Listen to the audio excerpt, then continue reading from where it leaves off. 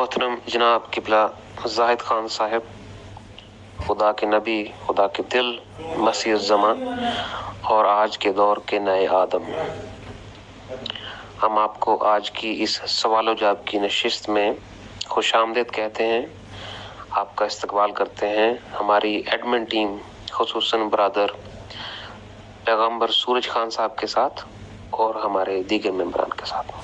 بہت شکریہ۔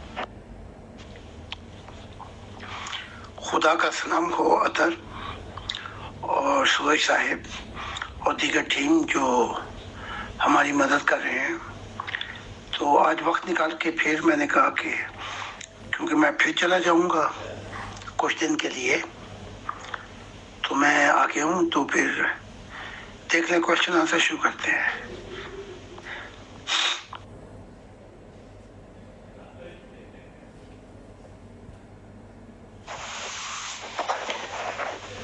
خدا کی سلامتی ہو محترم زاہد خان صاحب، میرا آج کا سوال یہ ہے کہ کیا خدا ہر چیز پر قادر ہے؟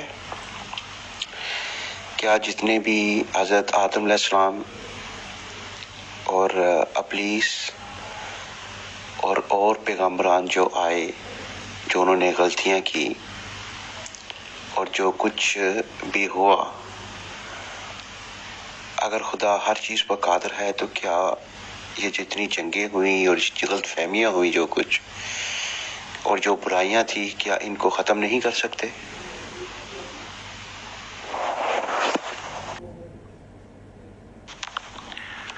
خدا تو ہر چیز پہ قادر ہے، لیکن خدا نور اور اندھیرے اکٹھے نہیں رہ سکتے۔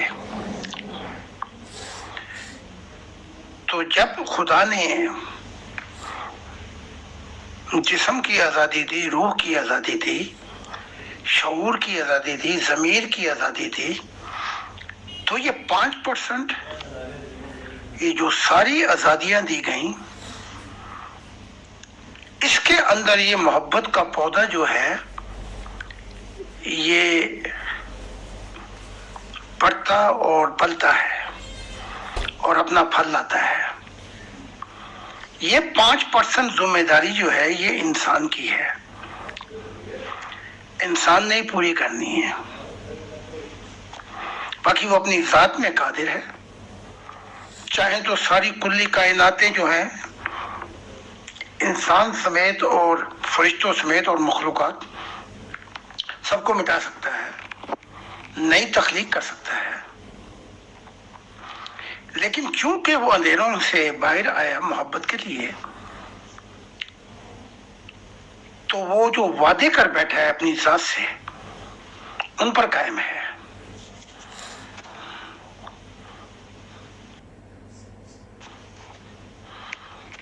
اب خدا نے کہا کہ میں نے انسان کو خلیفہ بنایا، نائب۔ بائبل میں لکھا ہے کہ اپنی صورت و شکل پہ بنایا، یعنی کہ جو دماغ کی آزادی ہے، شعور کی آزادی ہے، ضمیر کی، محبت کی آزادی، روح کی آزادی، جیسے خدا کی ذات خود آزاد ہے، وہی آزادیاں ہمیں دے دی، اور پھر اس نے ہمیں رہنمائی کی کہ یہ راہ جو ہے میری طرف آتی ہے، نور کی طرف، اور اگر تو نہیں مانے گا تو یہ راہ اندھیروں میں جاتی ہے، تو اپنی چابی کھولے گا محبت کی، اور دکھ، مصیبتیں، جنگیں، فساد، بیماریاں، تقدیر کے مسائل سب تیرا مقدر بن جائیں گے۔ تو یہاں خدا قادر نہیں ہے، یہ انسان کی ذمہ داری ہے، اور انسان ہی نے خدا کی طرف آنا ہے۔ ہاں یہ ہے کہ جب جو خدا کی طرف مڑتا ہے تو خدا قادر ہے، اس سے وہ کام لے لیتا ہے جو ساری دنیا بھی کٹھی ہو جائے تو نہیں لے سکتا۔ کوئی ساری دنیا بھی کٹھی ہو جائے تو وہ کام نہیں کر سکتی۔ تو خدا کا قادر ہونا یہ کہ اس نے تخلیق کیا، کائناتیں بنائی، روح بنائی، شعور دیا، کیا کیا دیا، یہاں بغیر تمیز کے سب کچھ دے دیا، لیکن جو محبت کا رستہ ہے اس پہ زبردستی نہیں کی اس نے. اور یہاں خدا قاتل نہیں ہے. چاہے آپ کروڑوں سال جہنم کے اندر کے بعد فیصلہ کریں کہ اب میں نور کی طرف آتا ہوں، تو یہ فیصلہ آپ نے کرنا ہے، یہ خدا نے نہیں کرنا. جی حضور محترم زاہد خان صاحب، کیا ہم اس زندگی میں خدا کو پورے طریقے سے جان سکتے ہیں؟ کیا ہماری یہ زندگی انف ہے اس کام کے لیے کہ ہم اللہ تعالیٰ کو پورے طریقے سے جان سکیں؟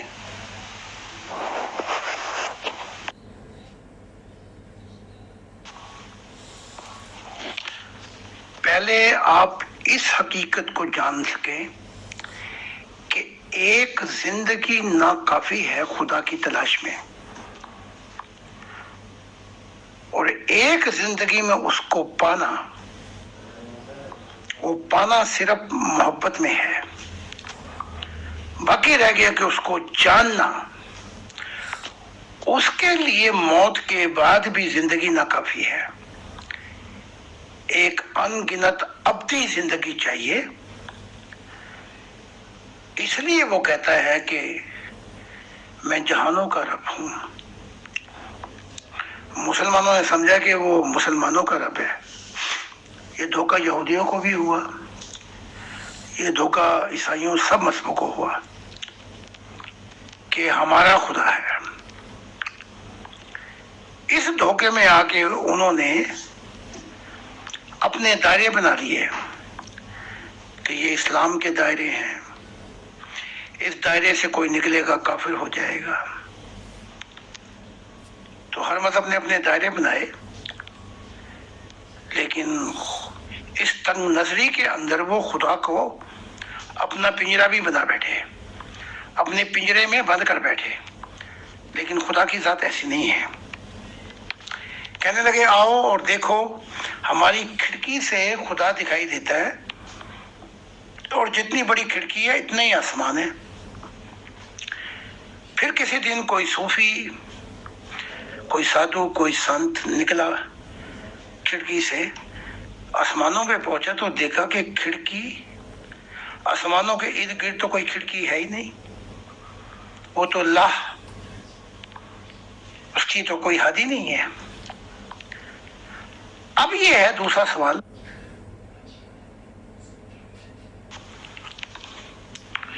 خدا کی ذات کو جاننا خالی سوچ کے ساتھ، پورے شعور کے ساتھ، پوری سچائی کے ساتھ، اور وہ کہ محبت کی اصل کہاں پہ ہے اور روح کا مقام کہاں پہ ہے، اس کے لیے خدا نے کہا کہ ان گنت جنتے ہیں، تم گزرتے جاؤ گے اور تمہارا نور جتنا بھی بڑھتا جائے گا تم آگے جاتے جاؤ گے. اور پھر ایک مقامات سے نکل کر ایک حال آئے گا، وہاں سے پھر ابتدا ہوتی ہے خدا کی ذات کی. تو جو آپ کچھ کر سکتے ہیں وہ یہ ہے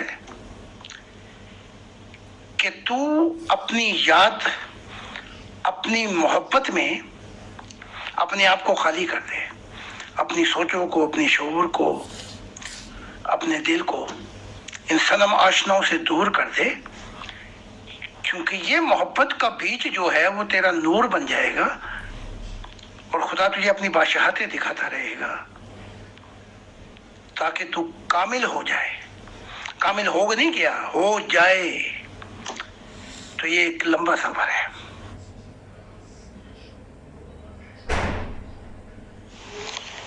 جی بہت شکریہ محترم زاہد خان صاحب.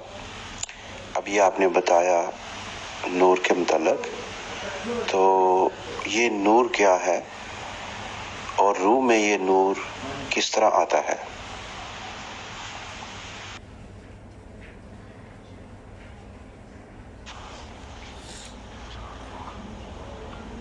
ایک وقت گزرا ہے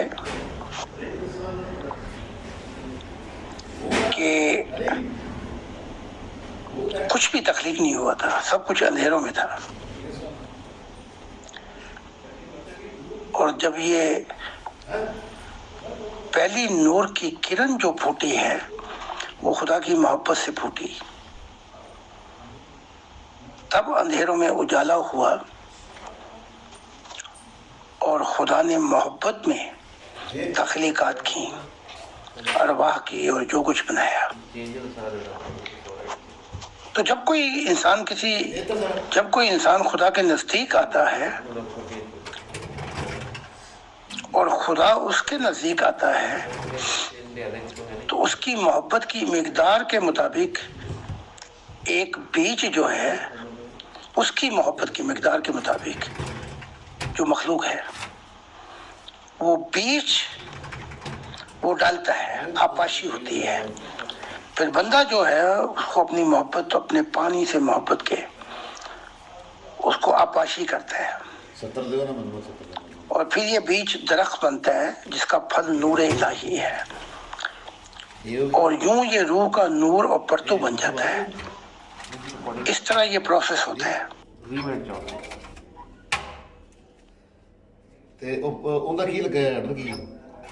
بہت شکریہ محترم زاہد خان صاحب۔ ہمارے ایک ممبر کا سوال ہے، کیا عبادات سے اور نماز پڑھنے سے انسان کی روح میں نور آتا ہے؟ جی اس بارے میں وضاحت فرمائیے۔ جی شکریہ۔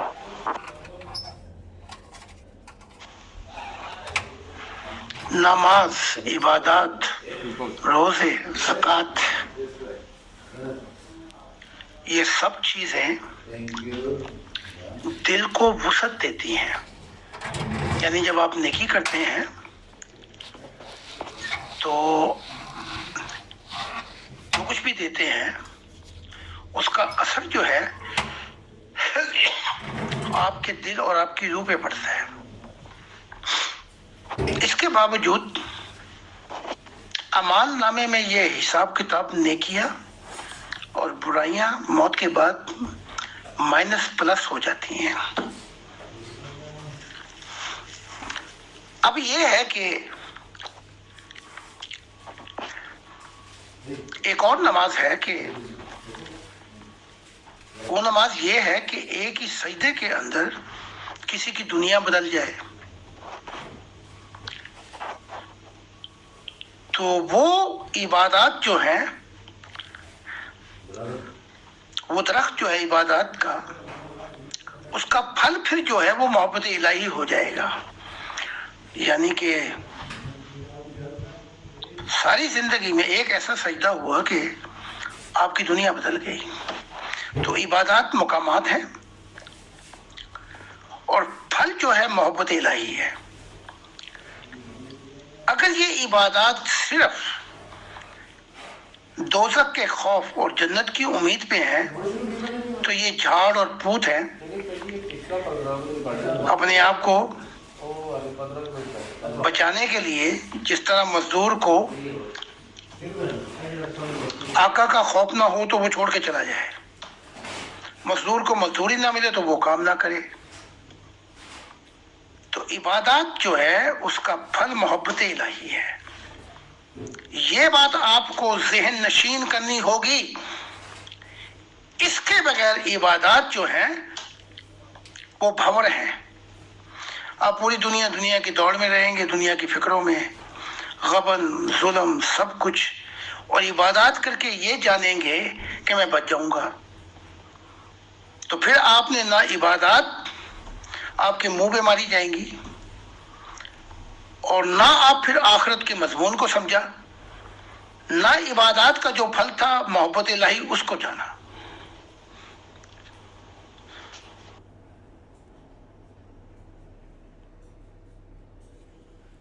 جی محترم زاہد خان صاحب، السلام علیکم۔ میرے بھی 3-4 سوال ہیں، اور چونکہ ظاہر ہے کہ ہم ایک خدا کی طرف سے بھیجے گئے ہوئے مسیح الزماں سے یہ سوال پوچھ رہے ہیں، تو کیونکہ ہمیں بہت ضرورت ہے ان باتوں کی کہ ہم یہ جانیں اور آپ کی زبان سے جانیں. مثال کے طور پہ پہلا سوال یہ ہے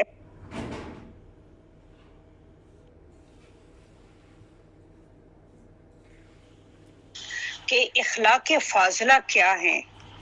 کوئی کہتا ہے یہ کشادہ پیشانی سے دوسروں سے ملنا ہے، کوئی کہتا ہے لوگوں کی طرف سے دیے گئے دکھوں کو برداشت کرنا اور صبر کرنا ہے، کوئی کہتا ہے ظلم کا بدلہ نہ لینا ہے، اور کوئی کہتا ہے کہ خدا کی رضا میں راضی رہنا ہے. آپ اس کی کیا جامع تعریف کرتے ہیں؟ بتائیے. شکریہ.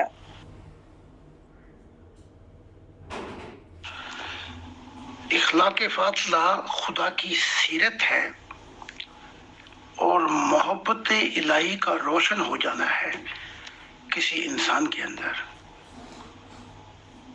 اس کے بغیر کوئی عمل ہی نہیں بنتا. اس محبت الہی نہ ہو تو کوئی عمل ہی نہیں بنتا ہے، چاہے کوئی اعمال ہو. اب خدا کی سیرت کی طرف ہم طرف آئیں تو وہ کہتا ہے میں بار بار رحم کرنے والا ہوں. تو جب تک انسان اس کی یہ سیرت نہیں لے گا وہ خدا کا دیدار ہی نہیں کر سکتا. اور اگر کر بھی لے اور پھر اس جیسا نہ ہو تو وہ سب کچھ کھو دے گا. خدا کی ذات کہتی ہے کہ میں رحم بھی کرتا ہوں اور میری محبت میں کوئی شرط بھی نہیں ہے. آپ کی کتاب میں بھی ہے، یعنی بغیر شرطوں کے خدا کی ذات محبت کرتی ہے. تو یہی جو سیرت ہے، کریکٹر، جب تک خدا کا حصہ نہ بنے اس کا سفر نامکمل رہے گا. پھر خدا کی ذات کہتی ہے اپنے بارے میں کہ میں جہانوں کا رب ہوں. تو انسان بھی یونیورسل ہو، اپنے مذہب میں نہ پھنس جائے. وہ کہے میں جہانوں کا رب ہوں، یہ سمجھے مسلمانوں کا رب ہے اور وہیں اپنی گاڑی گھماتا رہے. کوہ مکا کی جو شوائیں ہیں ان کو کبھی نہ بند کرنا، اس دنیا میں نہ آخرت میں. خدا کی ذات کہتی ہے کہ میں خالص سوچ کا سنگم ہوں. کوہ مکا کے شعور جہاں پہ سکون پا جاتے ہیں خالص سوچیں، میں اس کا سنگم ہوں. میرے یہ چشمے ہیں، اصل چشمے، جہاں سے سیراب ہوتی ہے سب کچھ. سچائیوں کا جہاں جہاں بھی چابی اور جہان کھلیں گے اس کا سنگم میں ہوں. آخرت کی زندگی میں جو اصل کشش ہے صرف اور صرف خدا کی ذات رہ جاتی ہے اور باقی سب پھنس جاتے ہیں. کوئی جہنم کے اندر اندھیروں میں، کوئی عالم برزخوں میں، کوئی نیوٹرل، کوئی فردوس میں، کوئی جنتوں میں. اور خدا وہاں بھی ان کو پکار رہا ہے کہ آگے آ. اور پھر جو ہے محبت الہی کے رازوں کا سنگم بھی وہ کہتا میں ہی ہوں. اور جہاں روحیں ٹھہر جاتی ہیں اور نیا صبر کرتی ہے اس کا سنگم بھی میں ہی ہوں. تو خدا کی ذات بار بار بتا رہی ہے کہ جو کچھ بھی تو کر پہلے مجھے فالو کر، فٹ سٹیپس.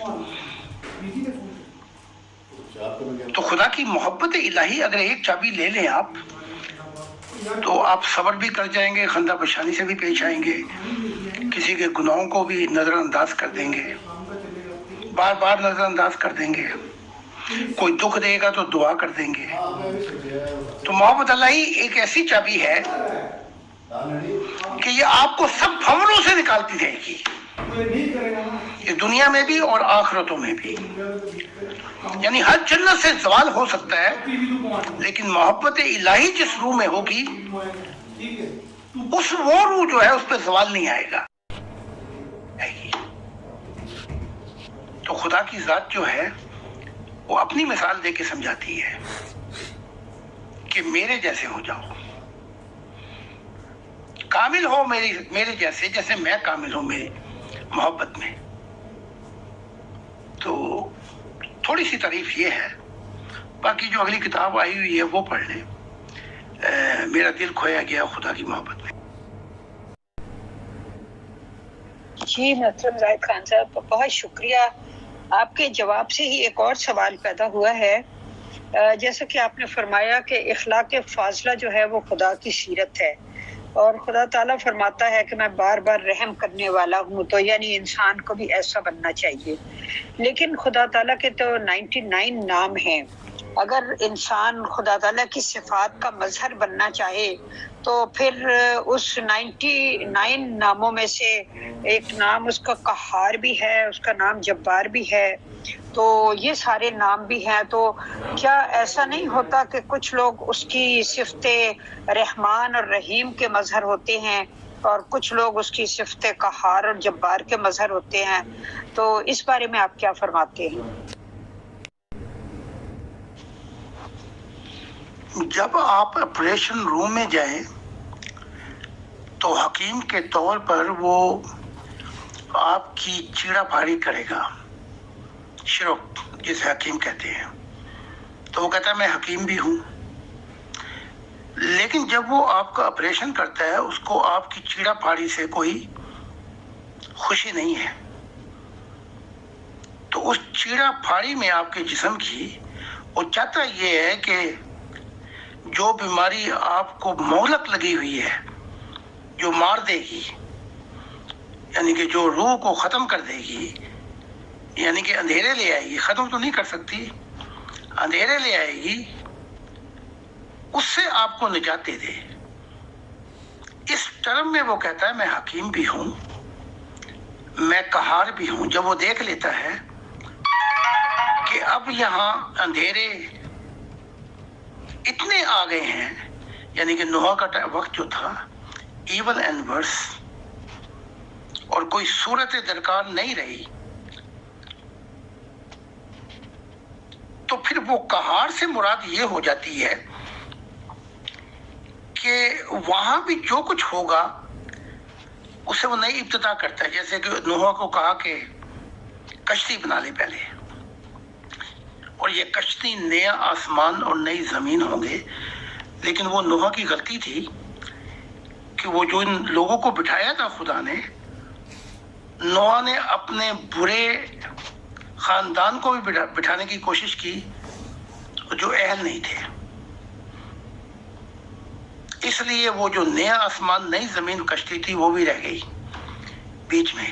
تو جو قہار اور حکیم، یہ جو اس کی صفتیں ہیں، ان صفتوں کو وہ استعمال جب کرتا ہے جب وہ دیکھ لیتا ہے کہ آپ کی روح کا ستیہ ناش ہو گیا. لیکن اس کی جو اصل صفتیں ہیں وہ محبت الہی ہے.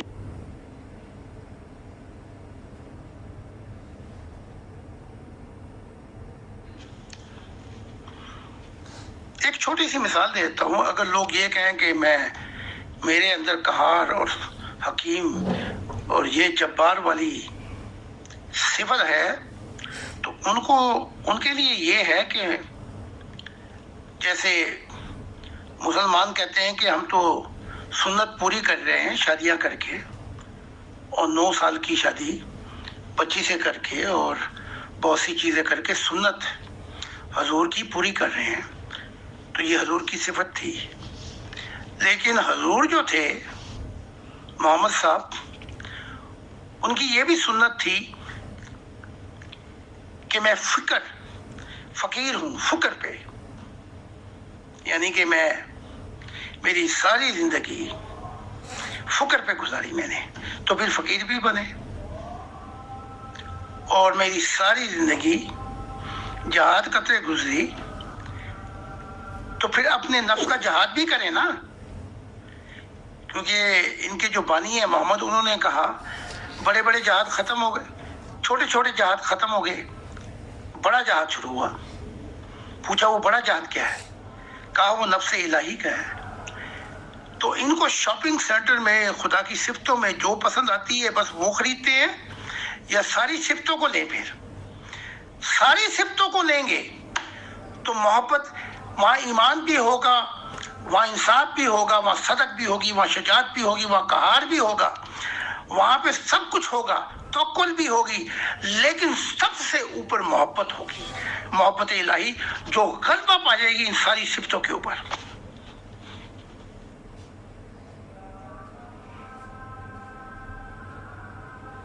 जी मोहतरम, बहुत शुक्रिया। ये आपने बिल्कुल ठीक फरमाया कि शॉपिंग सेंटर से अपने मतलब की जो सिफत है वो खरीदते हैं और बाकियों को नज़रअंदाज कर देते हैं। अच्छा, मैं आपके सामने एक और सवाल पेश करूँ।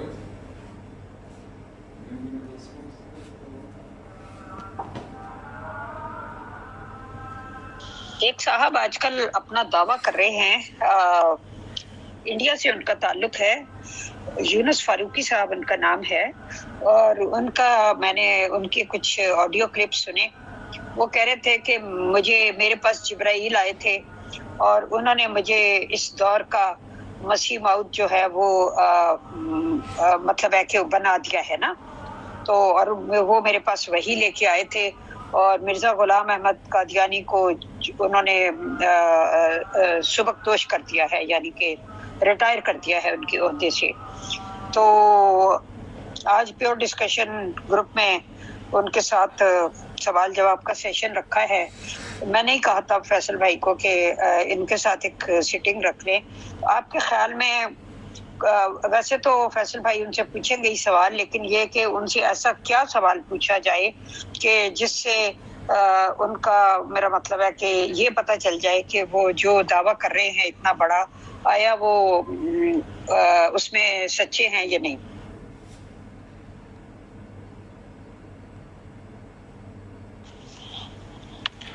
आप उनसे उनकी तालीमात पे सवाल करें, वो कौन सी तालीमात हैं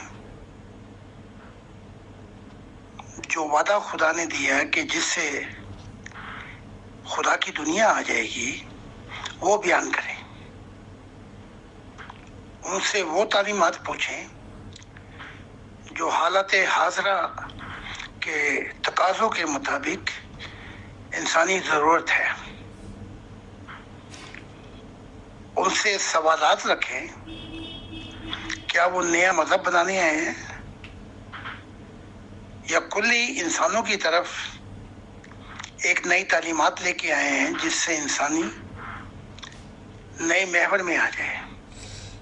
किसको रिटायर किया, किसको रिटायर नहीं किया, ये उनकी जॉब नहीं है। वो बयान करें कि क्या मामलात हुए जिब्राइल से और क्या तालीमात है उससे। चूँकि दरख्त अपने फल से पहचाना जाता है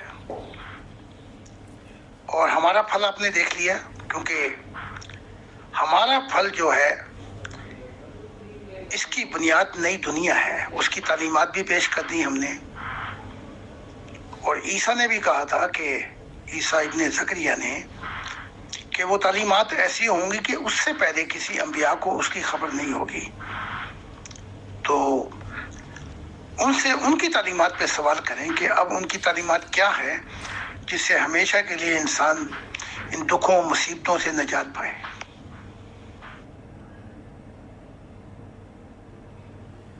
जी मोहतरम, तालीमात तो कोई नहीं है उनकी, बस सिवाय इसके कि मुझे जिब्राइल ने कहा है कि मिर्जा साहब को सुबकदोश कर दिया गया है और अब उनकी जगह तुम मसीह मौद हो और उसका ऐलान कर दो। तो ये है बस फिलहाल। तो तालीमात कोई नहीं है, वही इस्लाम जारी रहेगा। तो बाकी जैसा कि अबू बकर साहब ने कहा है कि अपना कोई नया सफ़र जो है उसका कोई नया मुशाहिदा, कोई नया रूहानी सफ़र, प्लीज़ उसके बारे में कुछ बताइए। Thank you.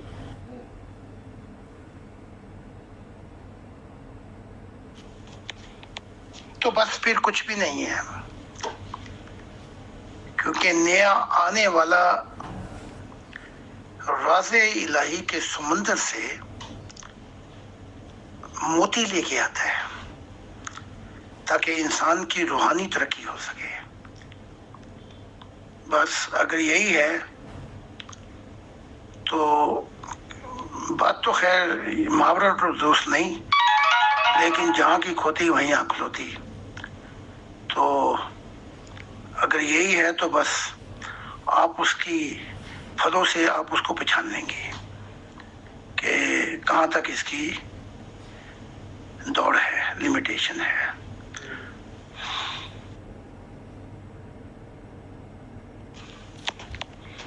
हाँ, ये कहने वाले ने ठीक कहा है कि इमाम जो जिसके मुतालिक कहा था, मोहम्मद साहब ने उनको रिटायर कर दिया तो एक कदम और आगे आ जाते। जिस इमाम की खबर दी थी कि जिसके शुरू में मैं और आखिर में वो, तो जो आखिर वाले को तो रिटायर कर दिया, तो जो शुरू वाला है उसको भी रिटायर कर देते तो बात बन जाती थोड़ी सी।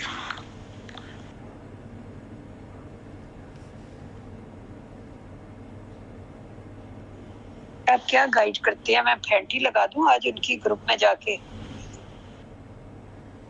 जी बहुत शुक्रिया मोहतरम जाहिद खान साहब। हमारे पैगंबर मेंबर जनाब सूरज खान साहब, उनका एक सवाल है कि आपका कोई बिल्कुल ही नया जो रूहानी मुशाहिदा जो अभी तक आपने शेयर ना किया हो मेंबरान के साथ, अगर कोई ऐसा आप हमारे साथ आज की इस नशिस्त में शेयर करना चाहें तो हम आपके बहुत शुक्रगुजार होंगे। जी अब बकर भाई, हाँ, ये ओहदा हमें मिला थोड़ी है, हम पर नाजिल थोड़ी हुआ है। हमने तो बड़ी मेहनतों से कमाया है, एक उम्र लगाई है इस दश्त की सयाही में। तो ये तो एक तरह से हमारा प्रोफेशन बन गया है। ओहदों से माजूल किया जा सकता है, प्रोफेशन से माजूल नहीं किया जा सकता। जैसे कि किसी डॉक्टर को उसकी डॉक्टरी से माजूल नहीं किया जा सकता। हाँ, किसी फैक्ट्री ओनर को निकाल बाहर किया जा सकता है क्योंकि उसको वो विरसे में मिली होती है।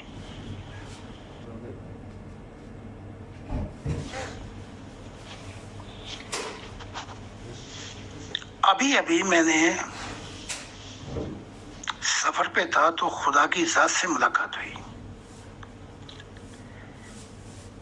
तो मैंने अपनी लाल किताब में जिक्र किया है कि जब रूह आती है जिस्म में तो जैसे गीली मिट्टी होती है उस पे अपना नक्श जमाती है, अपनी सूरत और शक्ल का। लेकिन 80% जो है वो नक्श ठहर जाता है, 100% नहीं रहता। तो इसी तरह जब नूर आता है तो नूर भी रूह पर एक अपना अक्स डालता है, यानी कि नक्श। तो अगर आखिरत में आप मिले तो वहां भी थोड़ी सी दुश्वारी हो जाती है पहचानने में, क्योंकि हुस्न में तब्दीली आ जाती है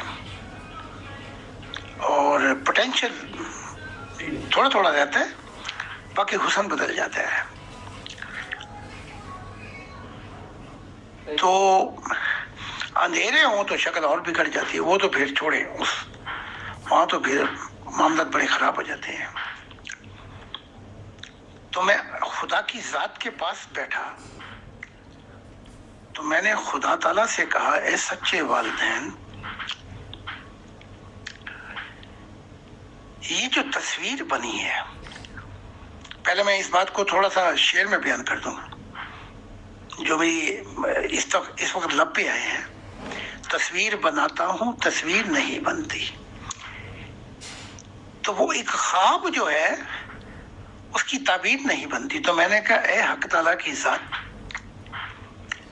ये जो तस्वीर बनाई है, जब से इंसानियत को बनाया गया आज तक तूने रोक रखी कि मेरी तस्वीर ना बनाए कोई।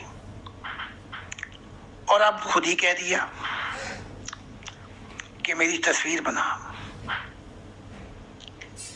تاکہ میرے آنے والے جو ہوں گے بڑے محبت اور چاہنے والے ہوں گے تو ان کے لیے میں زندہ خدا ہوں۔ یہی تصویر جو ہے غائب ہو جائے گی اور وہی میں ان کا ہاتھ کھینچ کر میں ان کو جہنم میں لے جاؤں گا۔ تو وہاں میں نے اپنے ایک دل کی بات کی، میں نے کہا اے خدا کی ذات، جیسے وہ روح کا نقش گیلی مٹی پہ جسم پہ 80%، اسی طرح نور کا عکس وہ جو ہے وہ بدل دیتا ہے نور کے حسن کو۔ تو جو تصویر بنائی ہے اس میں 20% تھوڑی سی کچھ خالص باقی رہ گئی۔ تو خدا کی ذات نے مجھے دیکھا اور مجھ سے محبت اور بوسے دے کے کہا اب تو میرا روپ یہی ہے جو تو نے بنایا ہے، اب 20% کمی ہو یا 80% مکمل ہو گئی، اب میں اپنے بیٹا بیٹیوں کو اور جو میری دنیا ہوگی جہاں میں دکھائی دوں گا یہی میرا اصل روپ ہے۔ تو خدا کی ذات نے یہ بات کر کے پرسنٹ کا بھی جو 20% کا تھوڑی سی خلش رہ گئی تھی اس کو بھی نکال دیا۔ خدا نے کہا تو فکر نہ کر، اب یہی میرا روپ ہے جہانوں میں، اور کلے جہانوں میں خدا نے کہا میرا روپ کسی نے دیکھنا ہے، جہاں پہ میں ملتا ہوں مہمان ہوتا ہوں تو میرا دل ہے، تیرے روپ میں میں ملتا ہوں ان کو، اپنا روپ ہی نہیں لیتا، تیرا روپ لیتا ہوں میں۔ تو اس تفصیل سے یہ کہانی جو ہے مشاہدہ الہی میں بیان کروں گا، بلکہ میں آج لکھ ہی رہا تھا تو تھوڑا سا وقت تھا تو میں نے کہا آپ کو بھی شامل کر لوں اس محبت الہی میں۔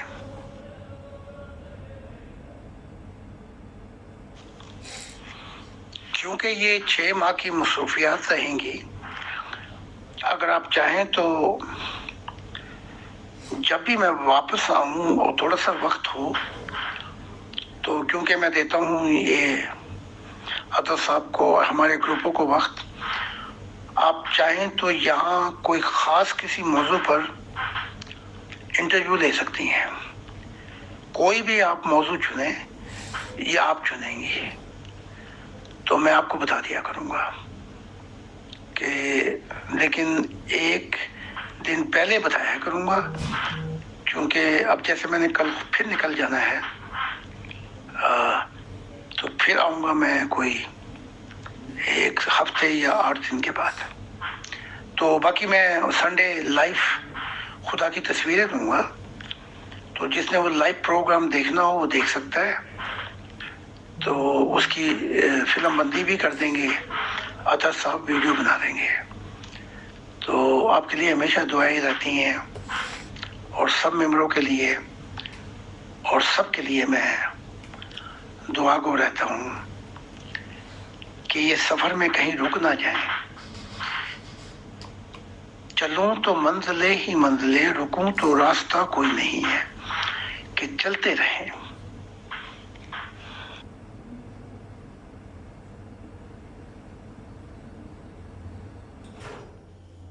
جی محترم، جزاکم اللہ۔ میرے اور مولود صاحب کے لیے ذرا خصوصی دعا کیجیے گا۔ باقی جو ممبران ہیں انہیں تو کچھ نہ کچھ روحانی معاہدہ ملتا رہتا ہے، لیکن ہم لوگوں کو خصوصی دعا کی ضرورت ہے۔ شکریہ۔ جی بہت شکریہ محترم زاہد خان صاحب، آپ کی تشریف آوری کا، آپ کے اس قیمتی وقت اور روحانی رہنمائی کا ہم تہ دل سے شکر گزار ہیں۔ ہمارے برادر پیغمبر سروج خان صاحب، ہماری ایڈمن ٹیم، محترمہ اجالا مغل صاحبہ اور دیگر ممبران کے، اور ان تمام ممبران کے جنہوں نے اس پروگرام کو سنا۔ تو جب تک حضور محترم زاہد خان صاحب دوبارہ تشریف آوری کا ہمیں وقت بتائیں گے، تو تب تک کے لیے آپ سب کا خدا حافظ۔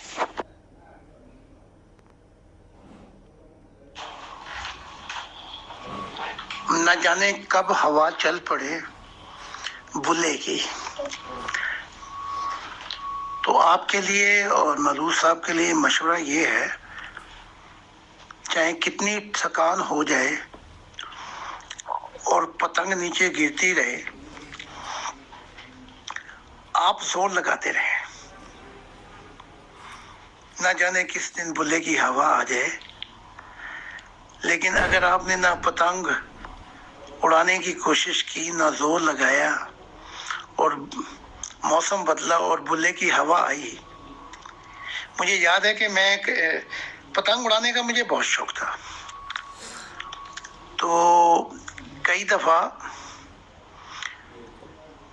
2-3 گھنٹے لگ جاتے ہوا بند ہوتی، یعنی کہ تھوڑی تھوڑی اڑا تو اڑ کے پھر نیچے آتی، بس پھر ایک دم تھوڑا سا جھٹکا لگتا اور کچھ 1 منٹ کے لیے ہوا بلے کی چلتی، بس 1 منٹ کے لیے، اور پتنگ کو کہاں سے کہاں پہنچا دیتی.